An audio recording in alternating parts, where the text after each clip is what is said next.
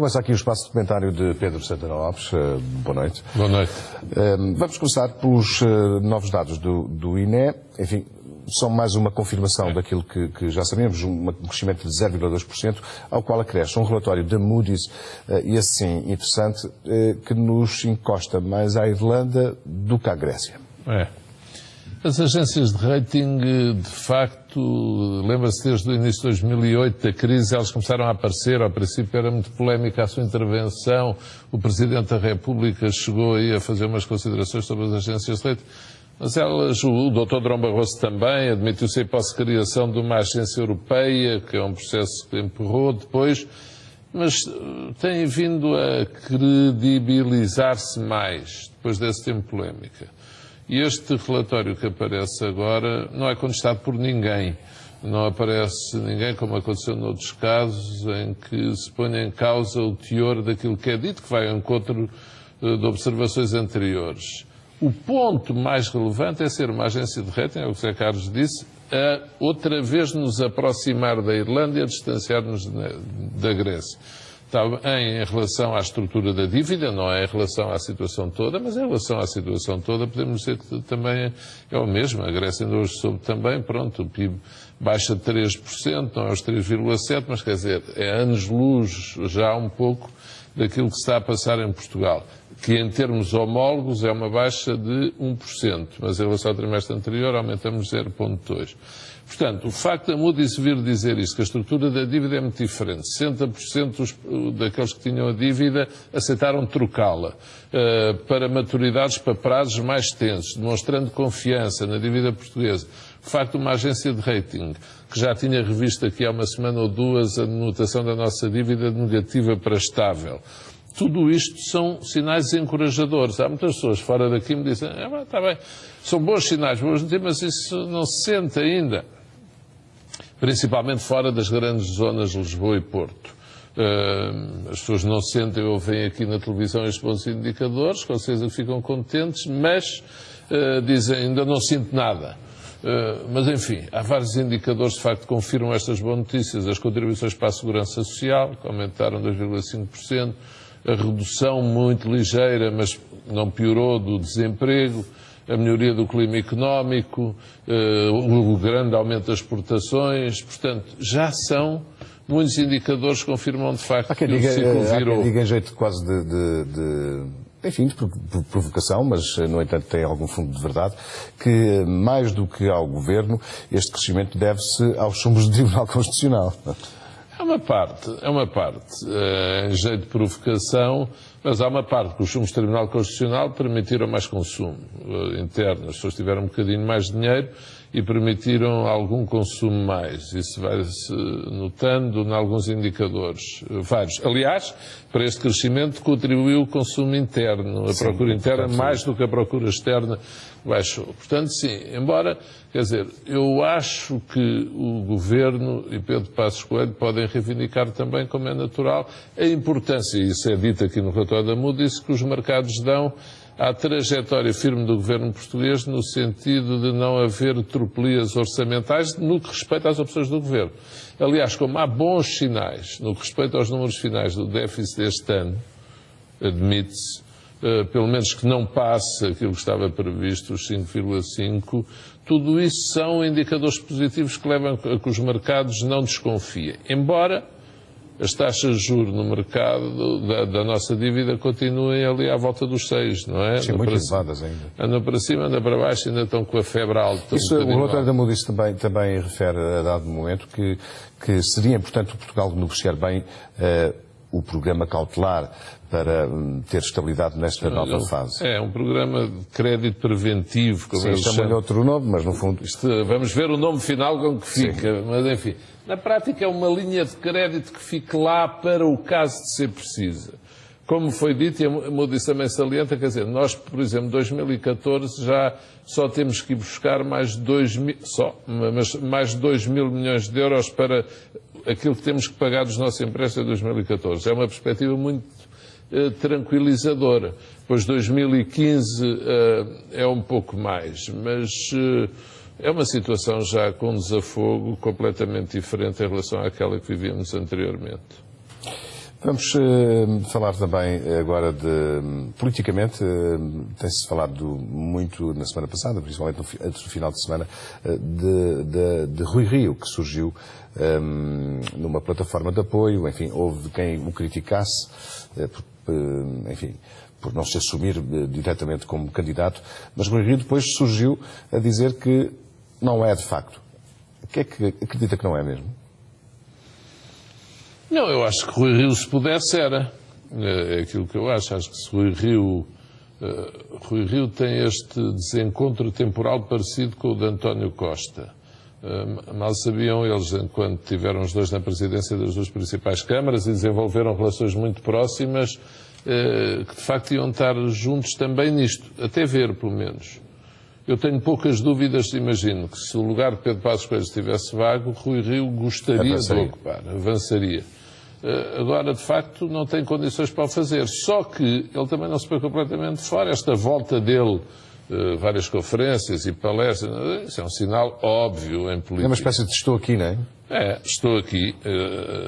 Não está ali, nem anda por ali, mas anda por aqui. Sim, mesmo, não é? Vai-se mostrando, não é? Vai-se mostrando e até vai à Fundação Mário Soares. A questão é saber se Rui Rio está, mesmo para o caminho que ele porventura queira trilhar, se está a ir pela melhor estrada, porque ao ir a iniciativas de Mário Soares, e sei que ele recusou ir, isto não é público, mas recusou ir à aula magna, apesar de muito convidado por Mário Soares.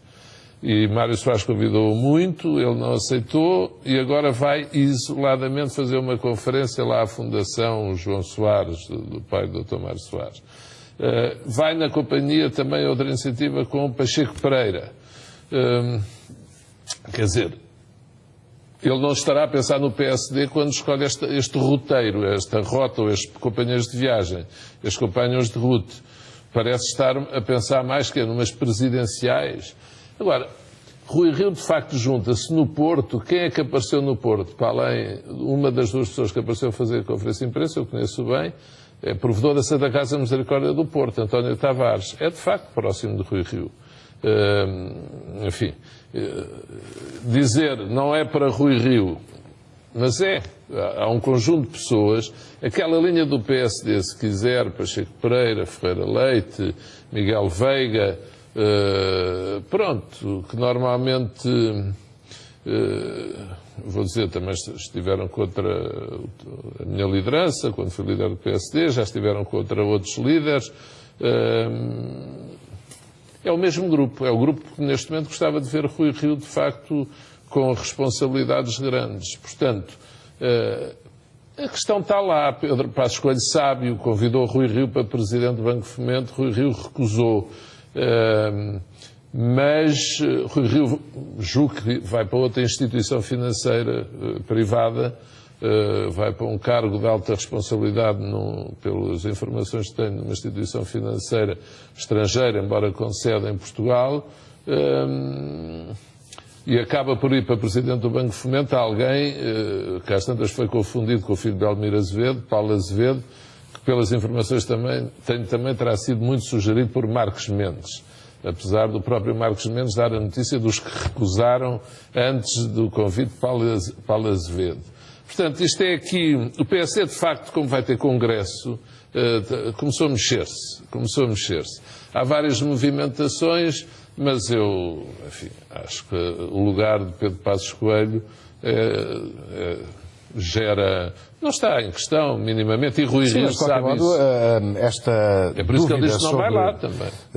Bom, ele também diz que não vai lá porque as reações não foram muito positivas sobre estas aparições em plataformas e a forma como se movimentou politicamente. Sim. A verdade é que forçou Pedro Passos Coelho a anunciar desde logo a candidatura. Ou seja, teve algum efeito.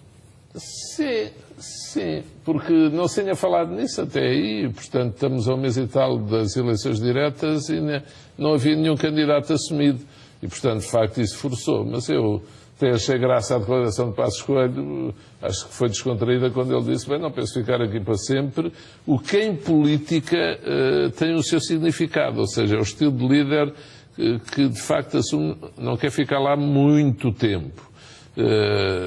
também não vai ser fácil. Passos Coelho tem a noção que mesmo ainda legislativas, em princípio, terá uma tarefa muito difícil pela frente. Agora, estou a dizer isto em 9 de dezembro de 2014.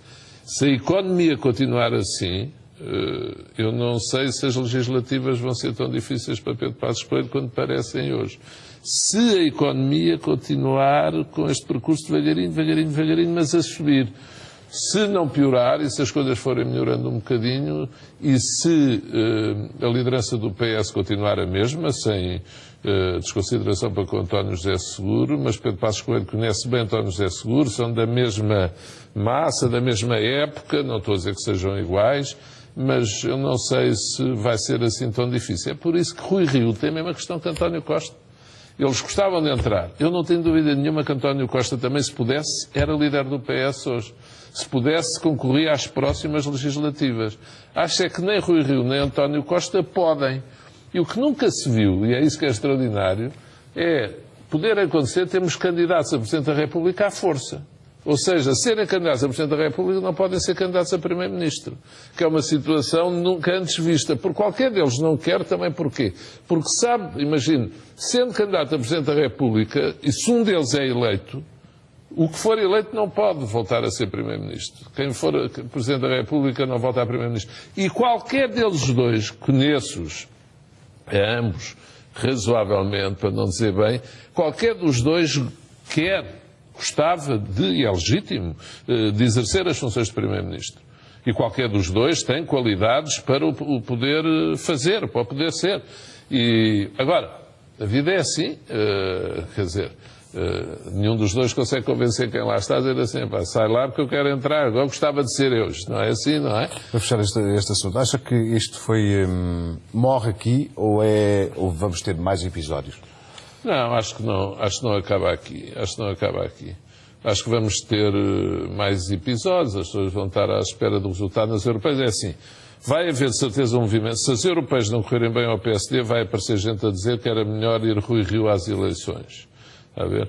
Agora, eu estou convencido que não vai haver margem para isso. Acho que é Pedro Passos Coelho que vai às eleições, embora, digamos assim, os amigos de Rui Rio gostassem muito que fosse ele às eleições, disputá-las com António José Seguro.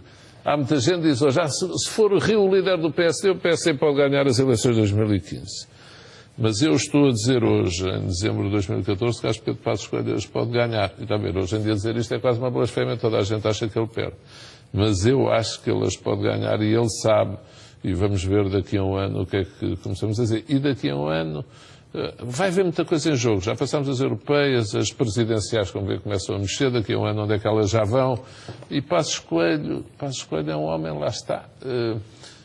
Tem as duas faces dessa moeda. É teimoso ou persistente, chame-lhe o que quiser, e é muito frio, muito calmo na escolha da sua rota. Portanto, este é o lado bom para ele.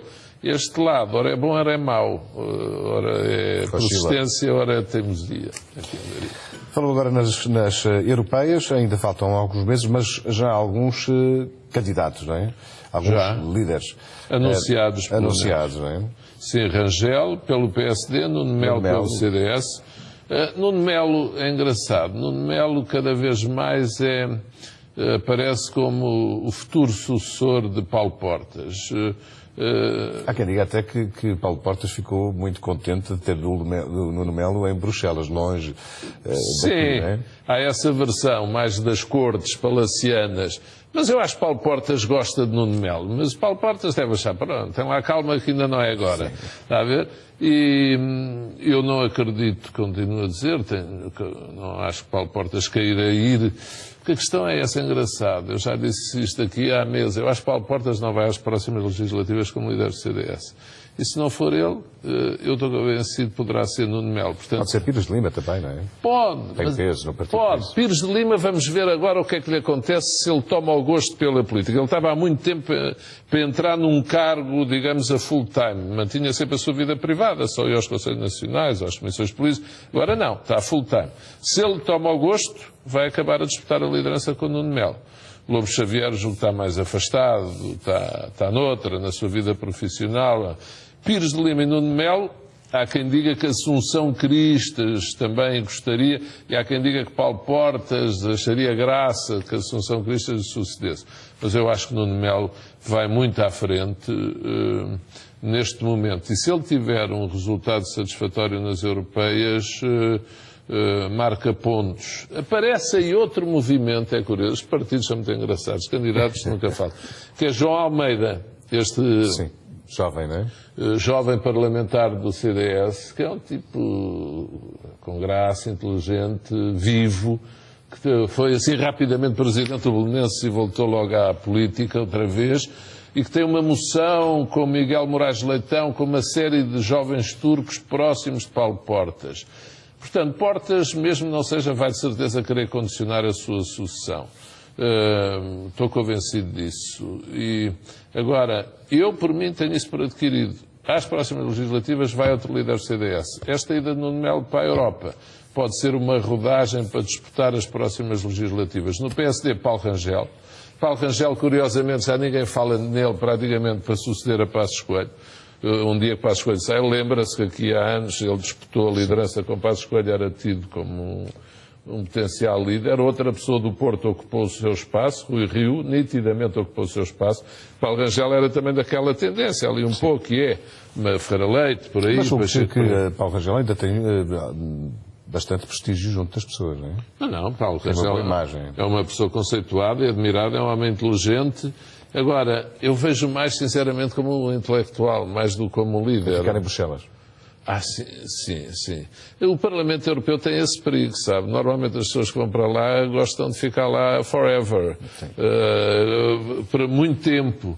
Porque estão ali no centro, é outra vida, estão no centro da Europa, estão próximo das instituições, poder de decisão, ainda por cima hoje em dia tem um Presidente da Comissão Portuguesa, pelo menos até setembro. Essa é outra questão que se põe, que se vai pôr, que se fala pouco, é Durão Barroso irá ou não disputar o lugar de Presidente do Conselho Europeu, não fica na Comissão Europeia. O da NATO parece será para um polaco, como de Presidente da Comissão, ou de Presidente da Comissão Europeia. A Polónia, que é um país com força, hoje em dia na União Europeia, quer jogar forte aí. Mas Durão Barroso poderá, que já esteve para acontecer quando ele iniciou o segundo mandato, e se falava que Tony Blair podia ir para um lugar ou outro, Durão Barroso poderá eventualmente querer ser Presidente do Conselho Europeu. Embora haja depois outra questão de poder querer vir para Belém. 2014, para Belém, candidato. 2014 é um ano de muitas movimentações. Podem alterar tudo, não é? No PS é que é diferente, não é Vital Moreira, que vai ser cabeça de lista outra vez, foi o da última vez, para tudo parece indicar que vai ser Francisco Assis, que de facto é um homem que tem sido essencial no PS, na ponte António José Seguro, com outras sensibilidades, nomeadamente com António Costa. Também nesta semana tem feito notícia, aliás a reunião é amanhã, é uma reunião decisiva, é uma reunião dos sindicatos no milênio do BCP. Curiosamente, os sindicatos, para proteger os empregos, ou tentar protegê-los, propõem baixar salários, o que é quase inédito em Portugal. É quase inédito, acho que é uma prova de realismo. É quase inédito, mas é uma prova de realismo. Acho que os sindicatos fazem bem, mas atenção. Este esforço dos sindicatos, ou este realismo, acho que tem que ser correspondido, e deve ser correspondido pela administração do BCP, que tem à sua frente um homem sensato, para além das outras qualidades que tem, Nuno Amado, e deve ser correspondido o seguinte ponto. Primeiro, as administrações, elas próprias, têm que fazer uma redução de vencimentos também significativa, para dar o exemplo. Segundo, os estudos têm de ser muito bem fundamentados para não ser mais tarde desmentidos e se dizer que se aproveitou ali um estudo económico que não estava certo para reduzir demais do que era preciso os salários das pessoas. Que isso é uma questão quase sagrada, mexer nos salários, nas remunerações das pessoas. Portanto, para se fazer tem que ser com o exemplo de cima, do Conselho de Administração, dos órgãos sociais, ainda por cima o BCP é um banco, pronto, onde são conhecidas de antes mais remunerações muito altas para os seus administradores. Portanto, isso tem que ficar claro, como tem que ficar claro os fundamentos que levam ao nível de redução dos salários. Agora, eu quero daqui saudar essa atitude dos sindicatos, porque acho que é uma prova de inteligência. As pessoas preferem, de certeza, manter o seu posto de trabalho, mesmo com pouco salário a menos, do que irem para o desemprego. É bom para elas, é bom para o Estado não ter que pagar subsídio de desemprego e é bom para o próprio banco, quer-se acreditar. Acha que pode ser tido como um exemplo para outros casos semelhantes? Ou seja, a Troika tem falado nisso, que era necessário para sermos mais competitivos. Justamente também no setor privado, mais. Ajustar mais. Se esta negociação chegar a bom porto, pode tornar-se um exemplo. Pode. E em empresas que estejam em situação difícil, as administrações podem dizer, meus caros, fechamos, dispensamos pessoas ou reduzimos salários. O que o Governo veio dizer, não contem connosco para impor reduções salariais no setor privado, via fiscal ou qualquer outro. Agora, outra coisa é gerar-se esse movimento. É ver exemplos começarem a acontecer, os próprios trabalhadores aderirem, convencidos por uma explicação fundamentada dos seus administradores e dos sindicatos. Aqui o diálogo tem de ser o mais intenso e profundo seja possível. E com o Governo tão fora quanto possível. Tem de ser um processo que decorra solto, porque ele pode se impor naturalmente, mas nas empresas estejam mal. Naquelas que não precisem, não há necessidade disso. Já houve negociações, não são iguais, mas negociações de sucesso semelhantes na Alta Europa. Exatamente, e com excelentes resultados para todas as partes. Nelson Mandela é o desaparecimento de o grande líder do século XX, na sua opinião, ou não? Sim, do político mais humano do século XX. Eu acho, tenho dito, ele é um símbolo da humanidade, mas é um símbolo de humanidade. Impressiona muito o modo como ele conseguiu reconciliar a nação sul-africana com aqueles que o tinham oprimido a ele, que o tinham prendido. Ele era um homem que, de facto, transpirava generosidade.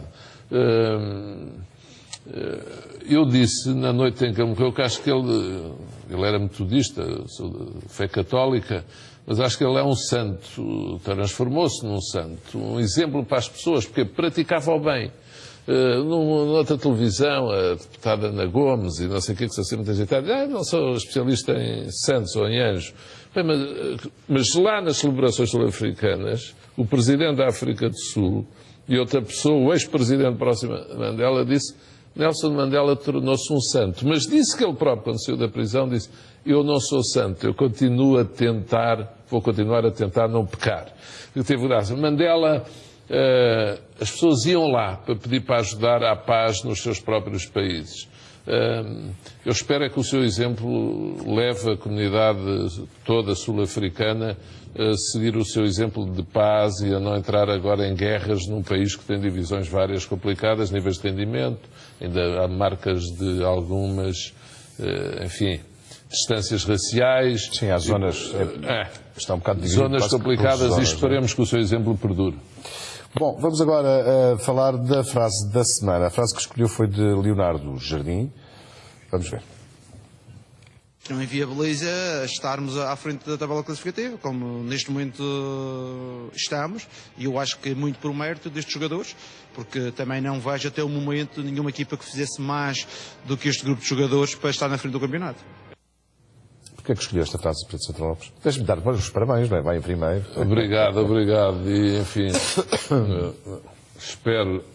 Os sportinguistas não levem a mal, é por simpatia aqui para o Zé Carlos. Eu espero que recuperem, embora sempre um ponto sempre atrás do atrás, Sport. Exatamente. Mas, nomeadamente para ter-se amanhã, com o Paris Saint-Germain, espero que corra bem. Agora, eu escolhi esta frase porque Leonardo Jardim tem mantido um perfil baixo. Mas disse esta frase que eu acho que é verdadeira.